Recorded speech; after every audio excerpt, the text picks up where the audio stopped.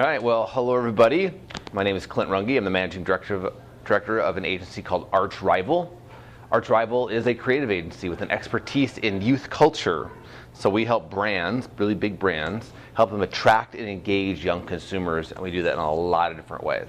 I say that we're a creative agency because we're focused on ideas first and foremost. That's the heart of Arch Rival. Really great ideas. How we execute those ideas could look in a lot of different ways. It could be through traditional marketing. It could be through non-traditional means, digital, social, environmental. We really try to keep all possible avenues. And in fact, even things that have never been done, those items are on the table too if it's a way to solve a problem.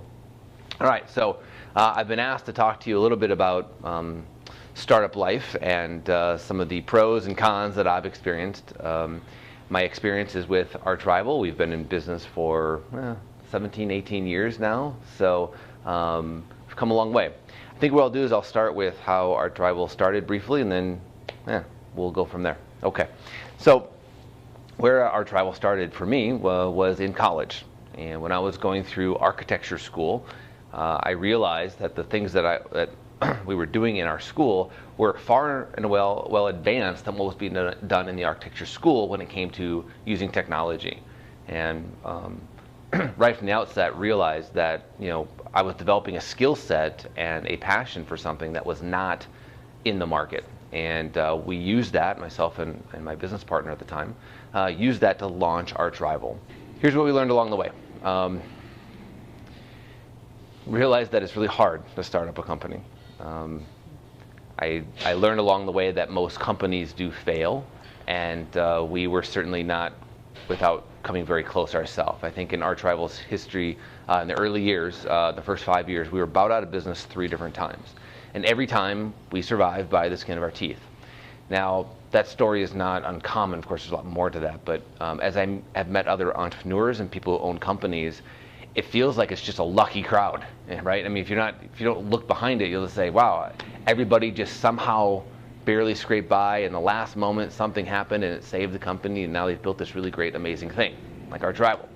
And I've kind of learned that along the way, what it really takes, and this is what I think of something I've learned along the way, is that the people who survive, okay, are the people whose heart are truly in it.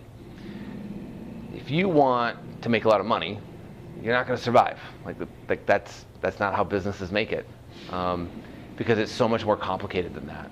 There's so much more emotion, and it's just deeper than that.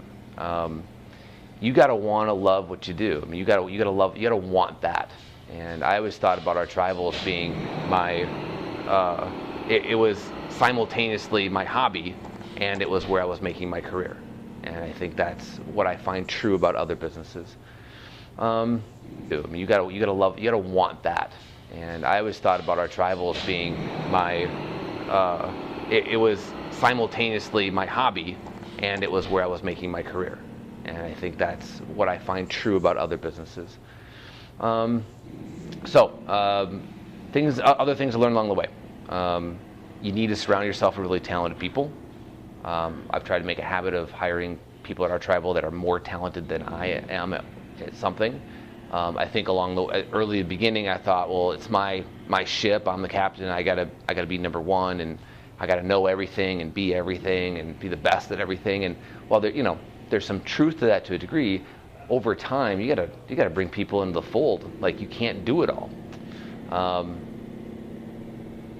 So really, but you gotta check the ego out of that, and that's the difficulty. Is who do you bring in who's better than you at something,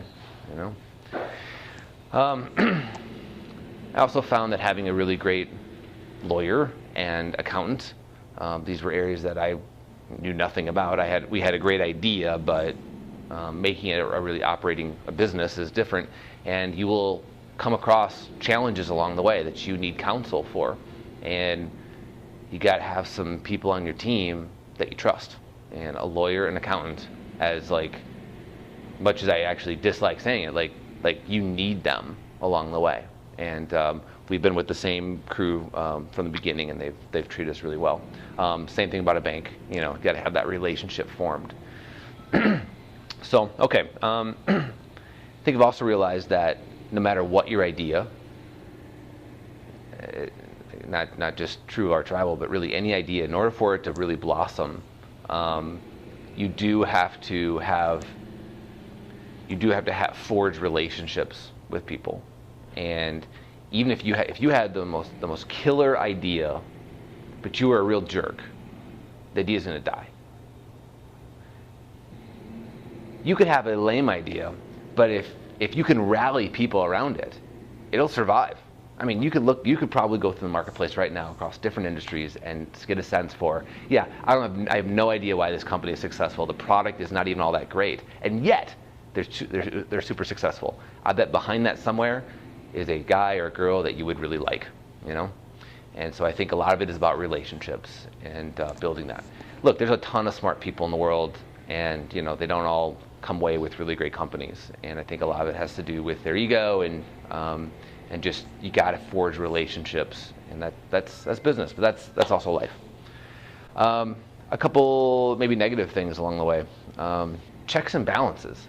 So for example, I think it was maybe, Arch Rival is 17, 18 years old. I think about year 5 or so, and this is about one of the things that took us under, is we literally had a guy who was stealing from us. It blows my mind that that's even capable, but that's what was happening. We want to trust people, but we over-trusted. We didn't have checks and balances. And this guy about took us under, you know? And after that whole thing, it was a really great learning for us. We realized you got to have checks and balances in the organization. And look, I fully trust everybody, but yet a good business is able to survive because it's properly managed with checks and balances. So put checks and balances in place. You know, even if you're teaming up with family members, you just put the checks and balances in place so that you have something to come back to that goes beyond the trust a bit. Try to get everything in writing. It's amazing how you'll enter into agreements with clients or even employees or freelancers or whatever the business you're thinking about. Put it in writing. You know, over time, as you get deeper into projects, the perception of where you started changes. And I've had to go back several times and just look at the original intent of our conversations and why we were hired or whatever the goals were, and go back and be like, we've achieved what you've asked us to. By the way, there's times I went and looked back and I was wrong. You know, like, it's just good to have that stuff in writing, even if you think you got a, you know, super sharp memory. Like, things morph, things change along the way, and you want to have something that you can go back with. So keep it in writing. All right.